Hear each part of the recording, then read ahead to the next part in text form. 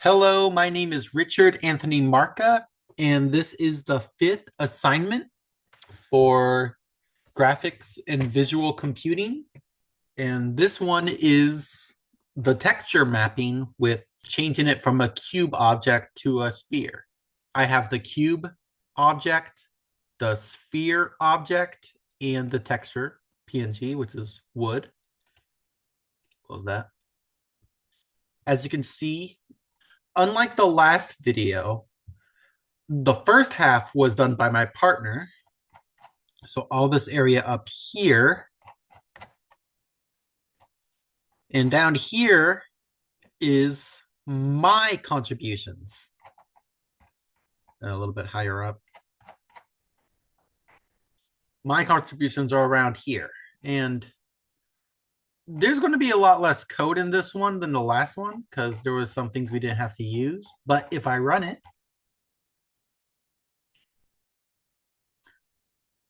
there's an output, and the output is a sphere. And it's not just a circle, because a circle would just be this as a circle.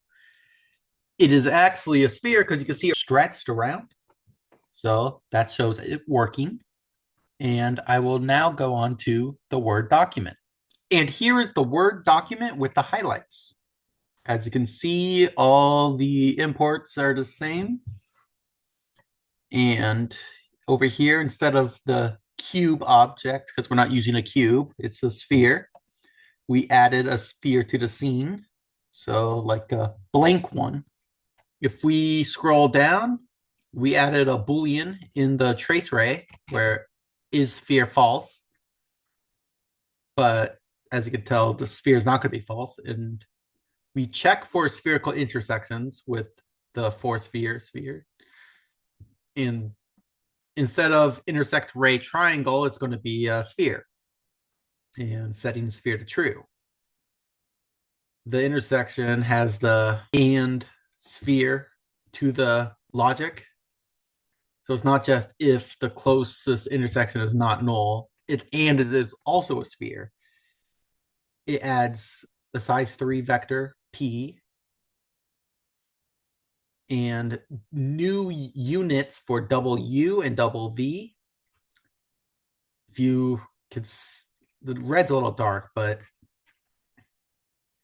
as you can see, we have arctangent because this is a sphere and it uses arctangent, sines, cosines, and tangents, as well as pi because the radius is pi r squared, at least for the area of a flat circle, and double V's for the other part. Instead of the return sample texture being texture and interpolated UV, it is just going to be UV. Under trace rate, we don't have as many variables. We have much less because we don't need as many corners because the sphere only has like technically one side that's around, while a cube has 6. So if we go down here, here is the normalized method.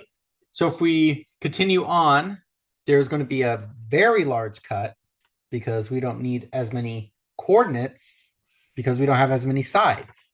And if you move down here, you could see that there were a lot of classes and methods that are just gone because we don't need them because there's not as many sides on a sphere versus a cube.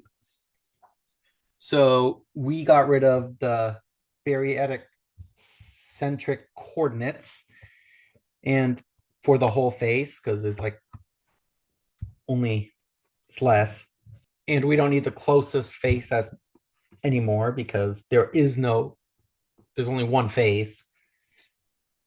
And now under the rotation util, that's basically the same with no changes here. The formatting may be a little different than the book, but the text is exactly the same output, but a little bit more condensed and cleaner. And then we get to my edits, which are all the way down here. After the normalizing of the vector, we added the vector multiply and add, where it multiplies x, y, and z by the variable t. And we also have it where it adds different parts of the sphere. And under the scenes, we added a new scene called sphere for the spheres. This is another array list with a new class sphere, which has the center of the sphere and the radius. So the dimensions are going to be this center and the radius, which we have up there. Scroll down, none of this is really changed. But here we have a big change, a new intersection, because up here we have the intersection for ray triangle, which probably could just be deleted, but I left it in there because I don't want this to look too small. And if you see here, we have the intersect ray sphere, where it has the ray origin, subtract from the sphere center, the ray direction, and more mathematical formulas to help create a circular function, where we have the discriminant b times b minus 4 times a times c. And if we go down here, t, and as long as t is greater than 0, the ray origins, we add the origin and multiply the direction, and then we subtract the intersection point and normalize it.